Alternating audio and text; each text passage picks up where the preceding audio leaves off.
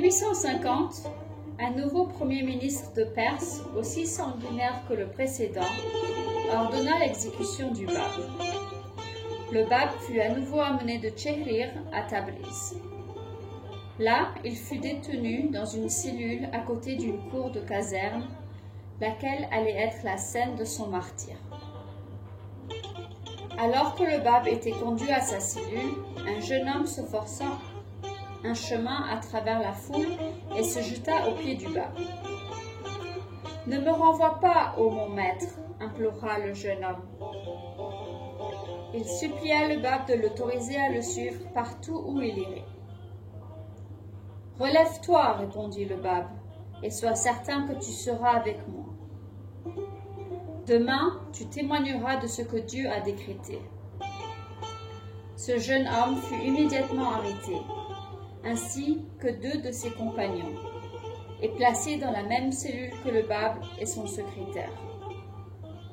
Ce jeune homme fut connu par la suite sous le nom d'Anis. Anis avait appris le nouveau message par le Bab lui-même, quand celui-ci était à Tabriz et avait décidé de le suivre à Chehrir. La flamme de l'amour de Dieu qui brûlait dans le cours d'Anis était si puissante que son seul souhait était de sacrifier pour sa nouvelle foi.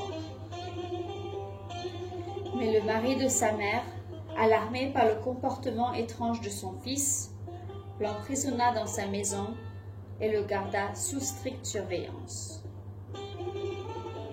Là, Anis passa des semaines en prière et méditation, implorant Dieu de lui permettre de parvenir à la présence de son bien-aimé. Puis un jour, alors qu'il était plongé dans la prière, il eut une vision extraordinaire. Il vit le Bab debout devant lui et l'appelant. Anis se jeta à ses pieds. « Réjouissez-vous, dit le Bab. L'heure approche où dans cette même ville je serai pendu sous le regard de la foule et tomberai victime du feu de l'ennemi. Je ne choisirai personne d'autre que pour vous pour partager avec moi la coupe du martyre. Soyez assurés que cette promesse que je vous fais se réalisera. » Et ainsi, Anis commença à attendre patiemment, sachant que bientôt viendrait le jour où il serait réuni avec son bien-aimé. Il avait enfin atteint le désir de son cœur. Ce jour-là, le Bab rayonnait de joie. Il s'entretint avec gaieté avec Anis et les 3 autres loyaux disciples incarcérés avec lui dans la même cellule. « Demain, leur dit-il, sera le jour de mon martyre. Oh, si quelqu'un parmi vous pouvait se lever maintenant et de ses propres mains mettre fin à ma vie. Je préfère être tué par la main d'un ami que par celle d'un ennemi. » Aucun d'entre eux ne pouvait concevoir de supprimer une vie si précieuse, et ils gardèrent le silence, les larmes coulant de leurs yeux. Puis soudain, Anis se leva d'un bond et dit qu'il était prêt à réaliser tout ce qu'il pourrait désirer le Bab. Ce même jeune homme qui s'est levé pour se conformer à mon vœu, déclara le Bab, sera avec moi subir le martyre. C'est lui que je choisirai pour en partager la couronne. Tôt le lendemain matin, le 9 juillet 1850, le Bab travaillait avec son secrétaire quand un préposé interrompit soudain leur conversation. « Aucune force humaine ne pourra me faire taire, dit le Bab au fonctionnaire, avant que je lui dise tout ce que je désire lui dire. Même si le monde entier s'armait contre moi, il serait encore impuissant à m'empêcher d'accomplir, jusqu'à la dernière parole, mon intention. » Mais le fonctionnaire ne comprit pas la signification des paroles du Bab. Il ne répondit pas et ordonna au secrétaire de le suivre. Le Bab fut amené de sa cellule aux maisons des chefs religieux, les plus importants de la ville de Tabriz, qui sans hésitation signèrent le décret de son exécution. Plus tard ce matin-là, Le Bab fut reconduit à la cour de la caserne où une foule de près de 10 000 personnes s'était rassemblée pour assister à son exécution.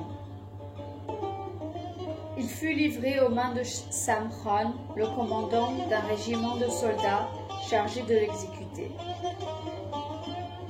Mais Samkhon, profondément touché par le comportement du Bab, fut saisi de crainte de voir son action lui atterrir la colère divine. « Je professe la foi chrétienne, expliqua-t-il au Bab, et ne nourris aucun mauvais désir contre vous. Si votre cause est celle de la vérité, permettez-moi de me libérer de l'obligation de répandre votre sang. » « Suivez vos instructions, répondit le Bab, et si votre intention est sincère, le Tout-Puissant peut assurément vous libérer de votre embarras. Samkhon donna l'ordre à ses hommes de planter un clou dans le mur et d'y attacher 2 cordes. Le Bab et Anis furent suspendus à ces 2 cordes. Le régiment s'aligna en 3 files, chacune de 250 hommes. L'une après l'autre, chaque rangée ouvrit le feu. Quand la fumée des 750 fusils se fut dissipée, une multitude ébarrée vit une scène à laquelle ses yeux pouvaient à peine croire. Anis se tenait devant elle, debout et indemne, et le Bab avait disparu de sa vue. Les balles avaient soudainement coupé les cordes auxquelles ils étaient suspendus. On se mit frénétiquement à la recherche du Bab. On le trouva finalement aussi dans sa cellule, en train de terminer sa conversation interrompue avec son secrétaire. « J'ai fini ma conversation, dit le Bab au préposé. À présent, tu peux me mettre à exécuter ton dessein. » Stupéfait par ce qui s'était passé, Samkhon refusa d'autoriser ses hommes à tirer à nouveau et leur ordonna de quitter aussitôt la caserne. Il fallut amener un autre régiment pour réaliser l'ordre d'exécution. Une fois de plus, le Bab et Anis furent suspendus dans la cour de la caserne et les soldats ouvrirent le feu. Cette fois-ci, les balles atteignirent leur cible. Les corps du Bab et d'Anis furent complètement déchiquetés.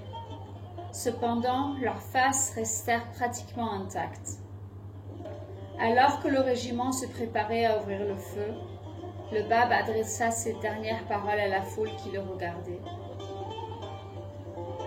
« Si vous aviez cru en moi, ô génération rebelle, chacun d'entre vous aurait suivi l'exemple de ce jeune homme, qui était supérieur à la plupart d'entre vous quant au rang, et vous seriez volontairement sacrifiés dans mon sentier. Le jour viendra où vous me reconnaîtrez. Ce jour-là, j'aurai cessé d'être parmi vous. »